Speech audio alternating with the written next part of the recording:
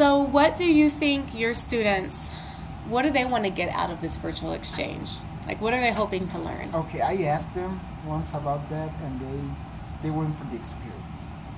Most of them wanted to see how it feels to have like a virtual partner and start sharing and see what they knew about the other culture and what they could learn. And also because they were interested in meeting other people. One student once said to me, I'm going to go in because I want to meet other people. That's it, basically. So do you think are they interested in, do they know a lot about the United States? Have most of your students been to the United States at some point? From the ones that are participating right now, most of them have gone there. Most of them have families over there, so they're like more like involved with how what do they need to do to go over there, okay. And they're used to it. Do your students, are they going to have to use English at work in their jobs? Yeah, they have to. Most of the requirements for an engineering position, it's about an 80% English or technical English in any case. When technical English is? For example, all the vocabulary, they're specific for their tasks. For example, we use a lot of BOMs and MRPs, all that. But they do need to understand what a BOM is. I don't know what a BOM is. Bill of material. Okay. It's the list of all the material they're going to for an assembly, for example. And stuff like that. They do use it a lot. Okay. And how do most of your students learn English? I mean, before they get here, have most of them taken English classes somewhere, or? Well, in high school they should have at least 3 years taking English. Is it a requirement? Yeah, it's one of the courses they take. But we have been noticing that most of them arrive here with if it does exist, a level 0 completely in English. No colors, no numbers, nothing. So we have to start pushing them around. Hey, you have to already know this. Because they won't be able to get a job without it. Yeah, a good job. They won't be able to get a good job. Now, when they get interviewed for their jobs, do they do part of the interview in English to see if they know English? Some of them. I actually had a very, very good experience with one of my students. He was like a regular student. He was not a very good one, but he was always working in class, and when he was going to have an interview for they call it estadías, they're like professional exams? Professional exams. But they go to work, and they work on a project. Internship. Yeah, an internship. He was interviewed in English, and I was like, oh my God. How did you do? Very well. He did well? Good. I did very well. So that was something really fulfilling. Yeah. To have someone that was struggling to learn, and he was able to use it, and it went well for him. Good. So it's very possible that your students are going to have interviews in English. Yeah, actually, I'm almost certain at least once they're going to have an interview.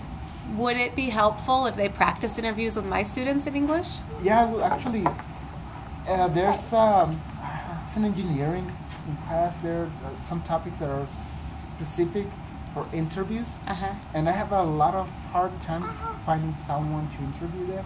Oh. So I have to interview them one by one. So it would be perfect if I could actually have someone, a native speaker that comes over or does it on the line, does it online to interview them. That would be Oh, we would love to do that, right, students that are listening? Yeah, because it's actually, for example, when they speak to me in English, if they do it incorrectly, I still understand because I know how they...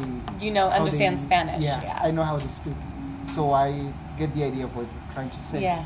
But for a native speaker, I know it's a real hard deal to understand this when we're speaking around like that.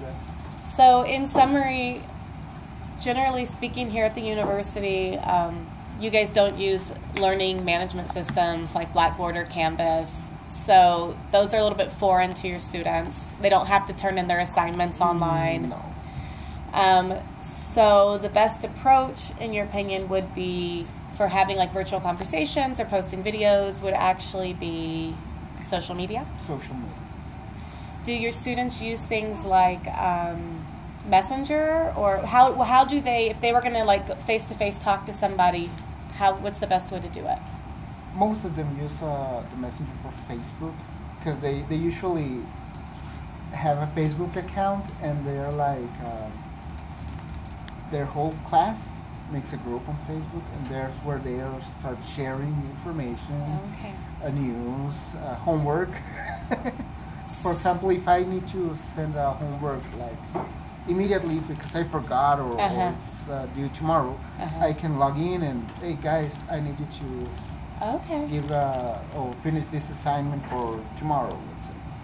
And 90% of the group read the post, and 10% that's missing, they find out because their classmates tell, hey, did you deliver the homework? So then, like in the United States, we use Canvas or whatever our LMS is, but here it's more common for teachers to communicate with their students like via Facebook, because they all have access on their phones. Yeah. As to where, as you and I talked about earlier, even with Canvas, a lot of things you can't even access on your phone. Yeah, actually it's a little bit hard. Yesterday when I was doing the virtual chat, I had a little bit of a problem finding which conference was the one I needed to access, because they would just leave the default title, and I had to send her an email and say, hey, could you please change the title and add your name or something, because I have about 20 conferences here and I don't know which one is yours. And she immediately changed it, and I was able to. So I believe they're willing to use the platform, but they're a little bit scared, because I think they want us to walk side by side. Hold their hand. Hold their hands so they can. They're afraid of clicking here and there and messing something up. That's what I felt about it. Because they see a message and they're like, oh no, I don't have access, even though the message just said good morning, for example. So they're a little bit like, they're willing, but they're afraid to use. They're not used to. They're not used to it. Okay. But if I send them something via Facebook, well, actually, they actually teach me how to use Facebook. I go, okay, hey, I need to send this document. How do I do it? Oh, you have to do this, and make sure this, and that, because it's not going to work. And I look, oh, okay. So. Now, how about the modules, like the quizzes and that stuff? Are they having problems doing that on Canvas? No, I don't think so. The only thing I noticed, or they told me about, was there wasn't like an inquiry or... A what? An inquiry or, I don't know, an encuesta? A survey. A survey, sorry. And they were like, do I have to fill it up? Yeah, please. But it opens in another page. Yeah, but it's what if it's a virus? No, it's not a virus. they're used to like clicking here and there and then downloading a virus, so they're kind of like, do I have to do that? Because it's not in Facebook and I'm not sure if it's... That's a common thing to say. It's not in where I'm used to work, so is it safe? So okay, all right, this is good to know.